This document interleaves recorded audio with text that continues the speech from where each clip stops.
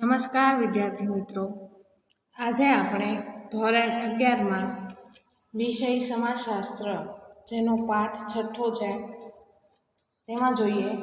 પાઠ 6નું નામ છે ભારતની મૂળભૂત સામાજિક સંસ્થાઓ. આપણો દેશ ભારત છે એની અંદર કેટલી અલગ અલગ સામાજિક સંસ્થાઓ આવી છે. આપણે આ દરેક સામાજિક સંસ્થામાં સાથે જોડાઈને આપણે જીવન વ્યતીત કરીએ છીએ. તમે કોઈ પણ રીતે જાણે કે અજાણે કોઈ પણ આવી સામાજિક સંસ્થામાં જોડાયેલા છો. આ સામાજિક સંસ્થામાં કઈ સંસ્થામાં આપણે જોડાયેલા છીએ તો એમાં જોઈએ આપણે કોઈ આપણું કુટુંબ છે, આપણો જે જ્ઞાતિ સમૂહ છે, કોઈ વિવિધ મંડળ છે, તો એ બધી આપણી સામાજિક સંસ્થાઓ કહેવાય. તો આ અલગ અલગ સામાજિક સંસ્થાઓ છે એના વિશેની સમજૂતી આ પાઠમાં આપણે મેળવીશું. એની અંદર આપણે પ્રસ્તાવના જોઈએ. વિદ્યાર્થી મિત્રો, અગાઉના પ્રકરણમાં આપણે સમાજ, સમુદાય, મંડળ, જ્ઞાતિ, વર્ગ વગેરે વિશેનો અભ્યાસ કર્યો. આપણે અગાઉ જોઈ ગયા છે દરેક પાઠમાં કે સમાજ કોને કહેવાય, સમુદાય કોને કહેવાય, મંડળ એટલે શું, જ્ઞાતિ એટલે શું. તો વિવિધ બાબતોનો આપણે અભ્યાસ કર્યો. આ પ્રકરણમાં આપણે સામાજિક સંસ્થા વિશે માહિતી મેળવીશું. આપણે આ પાઠમાં શું સમજવાનું છે? સામાજિક સંસ્થા. સમાજની અંદર લગ્ન, કુટુંબ, જ્ઞાતિ જેવી વિવિધ સામાજિક સંસ્થાઓ છે. અહીં સમાજમાં કઈ કઈ સંસ્થા છે તો કે લગ્ન સંસ્થા, કુટુંબ સંસ્થા, જ્ઞાતિ સંસ્થા. કારણ કે આપણે કોઈ પણ રીતે જાણે કે અજાણે આ સંસ્થાનો ભાગ છીએ. સમાજશાસ્ત્ર સામાજિક સંસ્થાઓનો અભ્યાસ કરે છે. સમાજશાસ્ત્ર શેનો અભ્યાસ કરે છે? સામાજિક સંસ્થાઓનો. કારણ કે માનવી છે એ સમાજનું જ એક અભિન્ન અંગ છે અને માનવી દ્વારા જ સામાજિક સંસ્થાઓ રચાય છે. કોઈ પણ વ્યક્તિનું જીવન અનિયંત્રિત રીતે નહીં પણ સંસ્થાકીય માળખામાં રહીને જીવે છે. કોઈ પણ વ્યક્તિ જે જીવન જીવે છે એ કોઈ કેવી રીતે જીવન જીવે છે તો કે નિયંત્રિત રીતે, અનિયંત્રિત રીતે જીવતા નથી. આપણે કોઈ પણ વ્યક્તિ છે આપણે જીવન પસાર કરીએ તો કેવી રીતે કરીએ છીએ? નિયંત્રણમાં રહીને. કોના નિયંત્રણમાં? તો કે સમાજના નિયંત્રણમાં. આપણે એવું કહીએ કે સમાજના લોકો કહેશે તો કંઈક કોઈ જોશે તો શું કહેશે, બરાબર? કે સમાજના લોકો શું વાતો કરશે, કોઈને કેવું લાગશે. તો આ સમાજ એટલે શું? તો કે સમાજના સભ્યો. એટલે વ્યક્તિ જે જીવન જીવે છે એ સમાજના નિયંત્રણમાં રહીને જીવે છે. કોઈ સંસ્થાકીય માળખામાં રહીને જીવે છે. એની બહારનું વર્તન કરતું નથી. આપણા મૂલ્ય હોય, આપણા આચાર હોય, આપણા વિચાર, આપણા રિવાજ, એ બધી વસ્તુઓ આપણા સમાજને અનુરૂપ હોય છે. વ્યક્તિ સમાજના સભ્ય તરીકે જે તે પ્રવૃત્તિ કરે છે તે વિવિધ સંસ્થાઓ દ્વારા શક્ય બને છે. કે સમાજની અંદર રહેનાર વ્યક્તિ જે કંઈ પ્રવૃત્તિ કરે એ સમાજ દ્વારા, અલગ અલગ સંસ્થા છે એના દ્વારા જ શક્ય બને. કઈ સંસ્થાઓ? જેમ કે લગ્ન હોય, કુટુંબ હોય, જ્ઞાતિ છે, આવી વગેરે સંસ્થાઓ માનવીને પ્રવૃત્તિ કરવાની રીત પૂરી પાડે છે. લગ્ન સંસ્થા હોય તો એને અનુરૂપ આપણે જીવન જીવવું જોઈએ કે ભાઈ લગ્ન કેવી રીતે કરવા, કોની સાથે કરવા, પોતાની જ્ઞાતિમાં કરવા, અન્ય જ્ઞાતિમાં કરવા, લગ્નના રિવાજો કેવા છે. જેમ કે હિન્દુ હોય તો એનું લગ્ન કરવાની રીત અલગ છે, મુસ્લિમ હોય તો એની લગ્ન કરવાની રીત અલગ છે, ખ્રિસ્તી હોય તો એની લગ્ન કરવાની રીતો અલગ છે, એના નિયમો અલગ છે. એવી રીતે કુટુંબ છે તો સંયુક્ત કુટુંબ છે, વિભક્ત કુટુંબ છે. પછી દરેક અલગ અલગ જ્ઞાતિ છે તો દરેક જ્ઞાતિના રિવાજો, દરેક જ્ઞાતિના ધોરણો, દરેક જ્ઞાતિના મૂલ્યો, આ બધી અલગ અલગ સંસ્થા પ્રમાણેના અલગ અલગ નિયમો છે. માનવીનું સામાજિકીકરણ પણ સંસ્થા દ્વારા જ થાય છે.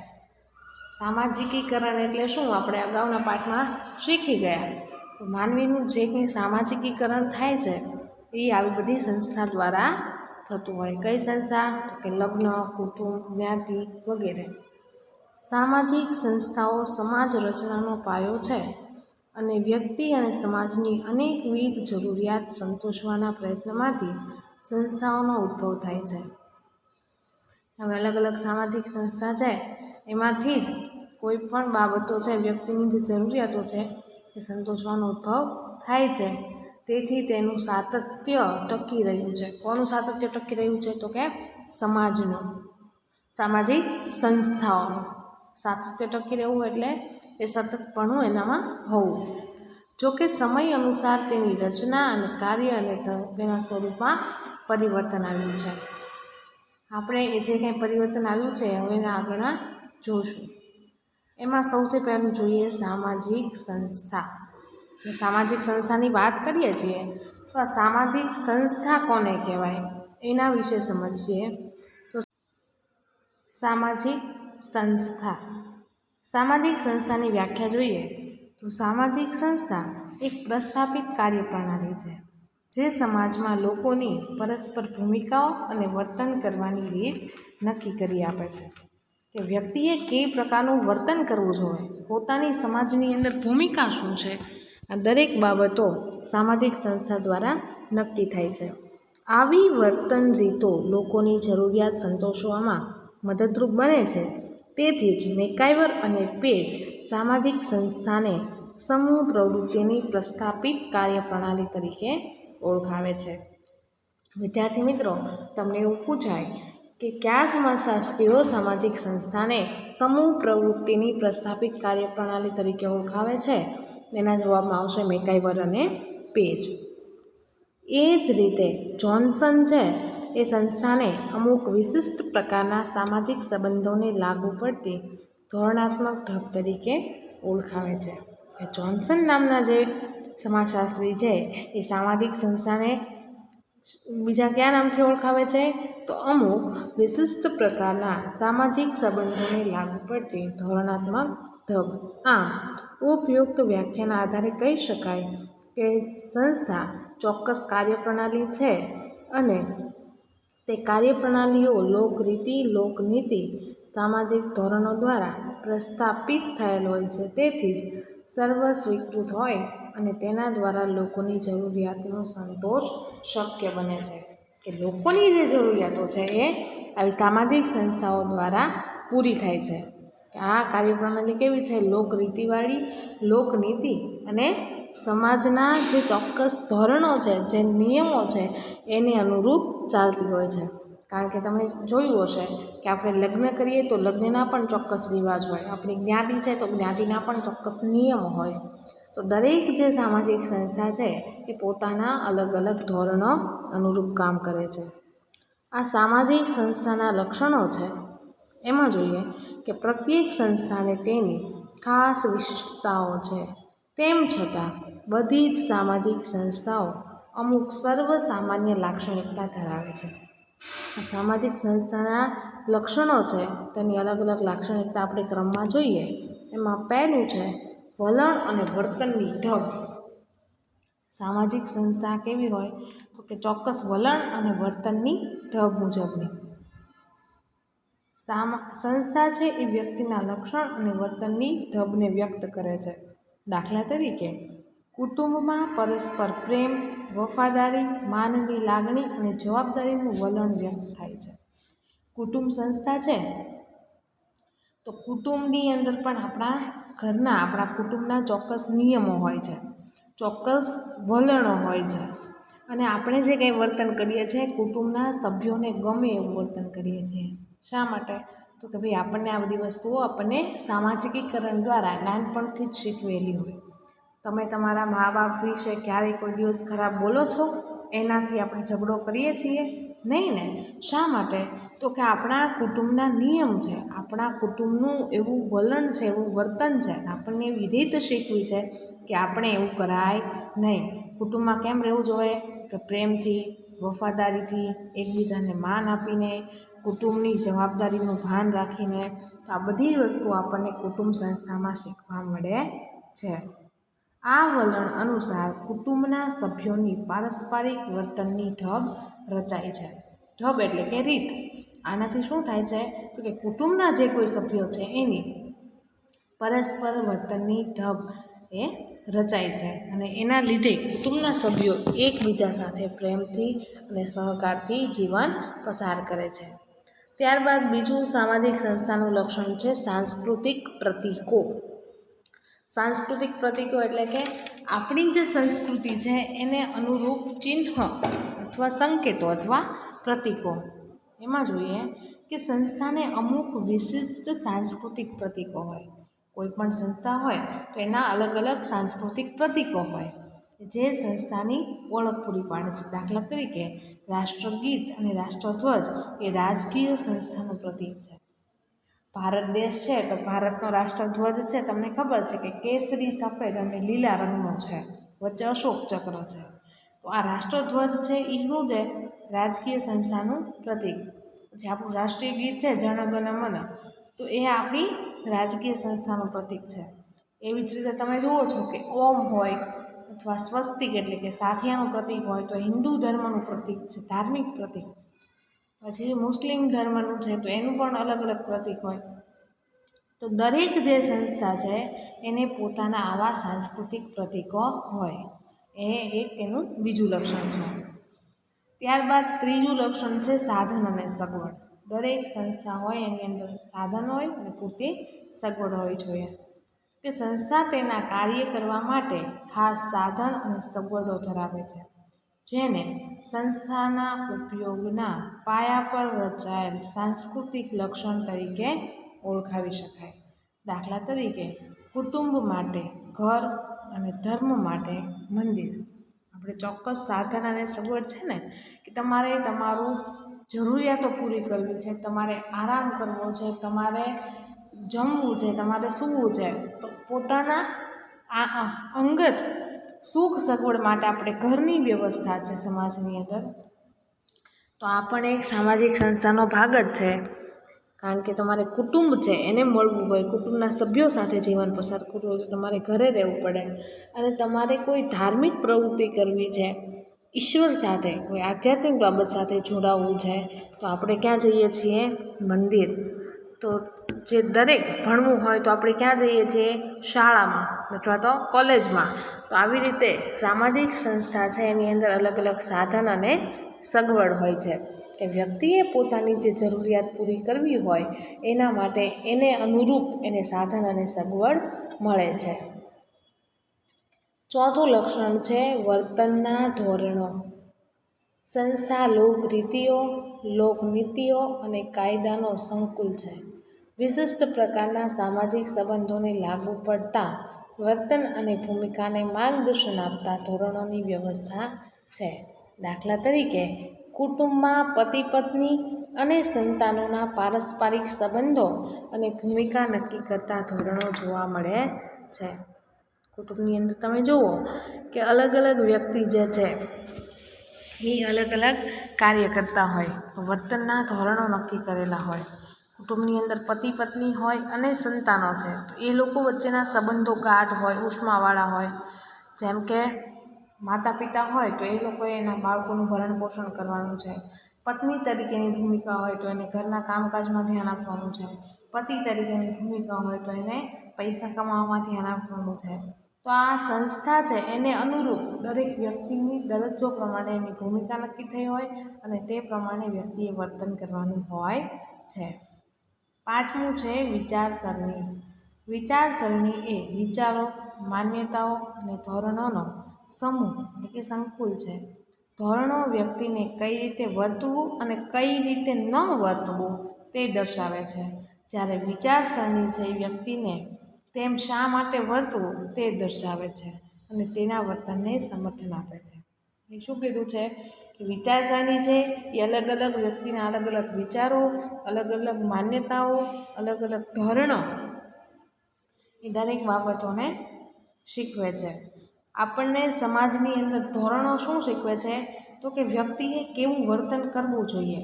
જેમ કે આપણને કહે છે કે બીજા સાથે હળી મળીને રહેવું જોઈએ, કોઈને હારે ઝઘડો ન કરવો જોઈએ. તો ધોરણો છે એ કેવી રીતે વર્તવું અને કેવી રીતે ન વર્તવું એ બાબત શીખવાડે છે. ત્યારે વિચારસરણી છે એ વ્યક્તિએ શા માટે એવી રીતે વર્તવું એના વિશેની વાત શીખવે છે અને જે વ્યક્તિ વર્તન કરે છે એને અનુરૂપ સમર્થન આપે છે. વિચારસરણી ધોરણોને પીઠબળ પૂરું પાડે છે. વિચારસરણી સંસ્થાની મૂળભૂત માન્યતા અને વિચારને વ્યક્ત કરે છે. સમાજના મૂળભૂત ખ્યાલો કેવા છે, સમાજની મૂળભૂત માન્યતાઓ કેવી છે, એ બાબતોને શીખવે છે. દાખલા તરીકે એકેશ્વરવાદ. એકેશ્વરવાદ એટલે શું? તો કે આખી પૃથ્વી પર ફક્ત એક જ ઈશ્વર છે. સમગ્ર બ્રહ્માંડની અંદર એક જ ઈશ્વર છે. એટલે કોઈ ધર્મ અલગ અલગ નથી, બધાનો ઈશ્વર એક જ છે. પછી બીજું એવું છે અનેકેશ્વરવાદ, એટલે કે અનેક ઈશ્વર છે, દરેક ધર્મ પ્રમાણે અલગ અલગ ઈશ્વર છે. તો આ શું છે? ધર્મની વિચારસરણી. કેટલાક લોકો એવું જ માને છે કે ઈશ્વર છે એ એક છે, કેટલાક લોકો એવું માને છે કે ઈશ્વર અલગ અલગ સ્વરૂપમાં રહેલો છે. કેટલાક લોકો એવું પણ માને છે કે ઈશ્વર છે એ નિરાકાર છે, કે જેનો કોઈ આકાર નથી. તો આ બધી ધર્મો પ્રમાણેની અલગ અલગ વિચારસરણી છે. તો વિચારસરણી છે એ સામાજિક સંસ્થાનું જ એક લક્ષણ છે.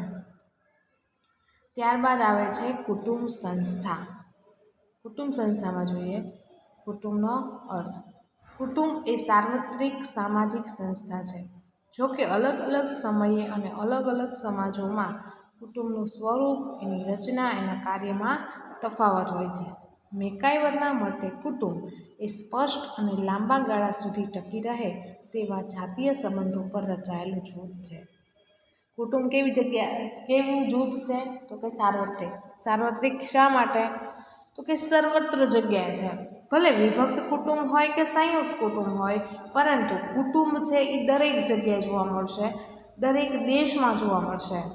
એ અલગ અલગ સમયે અને અલગ અલગ સમાજમાં અલગ અલગ સ્વરૂપમાં જોવા મળે છે. એમાં તફાવત પણ હોય છે.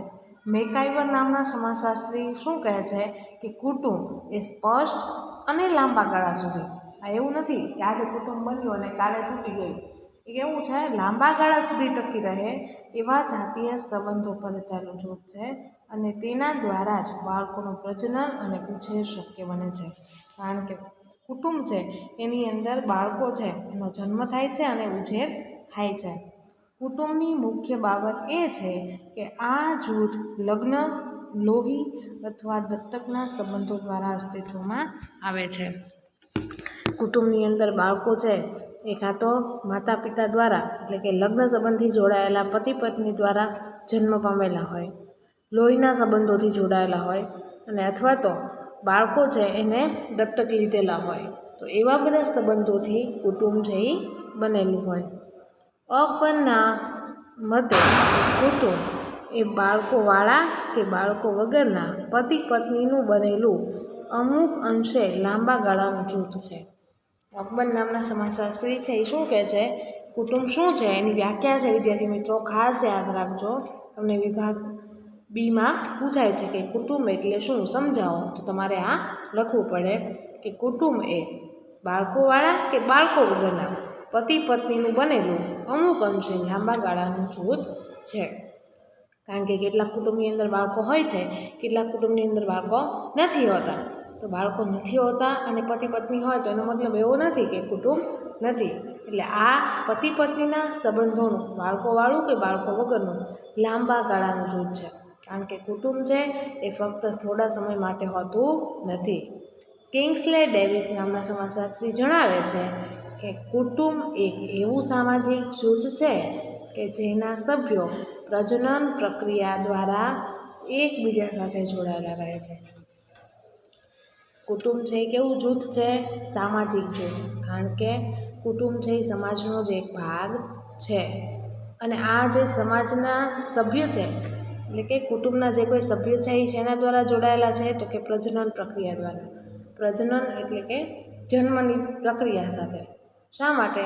તો કે આપણા દાદા દાદી છે એને આપણા મમ્મી પપ્પા હોય તો એને જન્મ આપેલો હોય, એના દ્વારા પપ્પાના લગ્ન થાય એટલે શું થાય?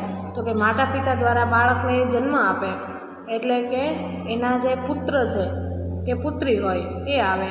આ રીતે એની વારસાગત પ્રક્રિયા ચાલુ હોય, અને આ રીતે આપણું કુટુંબ બનતું હોય છે. બરાબર? કે ભાઈ બહેન, દાદા દાદી, કાકા કાકી, માતા પિતા, આ દરેક સંબંધો છે એ આપણને કુટુંબમાં જોવા મળે. અને આ કુટુંબના સભ્યો છે એ એકબીજા સાથે પ્રજનન ક્રિયા દ્વારા જોડાયેલા હોય. આ પ્રકારના સંબંધોથી જોડાયેલા સભ્યોના અધિકાર અને ફરજો સમુદાયના સામાજિક ધોરણો દ્વારા નિશ્ચિત થયેલા હોય છે. કુટુંબના સભ્યો એકબીજા સાથે જોડાય છે, એકબીજાના સંબંધો હોય છે. તો આ સંબંધો છે એની અંદર દરેક વ્યક્તિના અધિકાર હોય અને ફરજ હોય. જેમ કે તમારા મમ્મી પપ્પા પાસે કોઈ અધિકાર છે કે તમે જે માંગો એ વસ્તુ તમને અપાવે, પરંતુ તમારી પણ એ ફરજ છે કે એની આજ્ઞાનું પાલન કરવું. તો દરેક વ્યક્તિ જે કુટુંબમાં જોડાયેલો છે એ પોતે અધિકાર અને ફરજથી જોડાયેલો છે. અને આ અધિકાર અને ફરજ કોણ નક્કી કરે છે? આપણા સામાજિક ધોરણો. સામાજિક ધોરણો એટલે કે આપણે કેવું વર્તન કરવું જોઈએ અને કેવું વર્તન ન કરવું જોઈએ. એ બધી વસ્તુ આપણને સામાજિક ધોરણોમાં શીખવા મળે છે. એટલે કુટુંબની અંદર વ્યક્તિનું સાચું સામાજિકીકરણ થાય છે અને સાચું ઘડતર થાય છે. તો વિદ્યાર્થી મિત્રો, કુટુંબ સંસ્થા છે એ આપણા જીવનનું અભિન્ન અંગ છે. આપણે અહીંયા જે સામાજિક સંસ્થાના લક્ષણો અને સામાજિક સંસ્થા તરીકે કુટુંબને આપણે આજે શીખ્યા છીએ, એ તમારે મુદ્દા પાડીને તમારી રફ નોટની અંદર લખવાનું છે. હવે પછીના લેક્ચરની અંદર આપણે કુટુંબના જે લક્ષણો છે એના વિશેની સમજૂતી મેળવીશું અને કુટુંબના અલગ અલગ પ્રકારો છે એ આપણે શીખવાનું છે.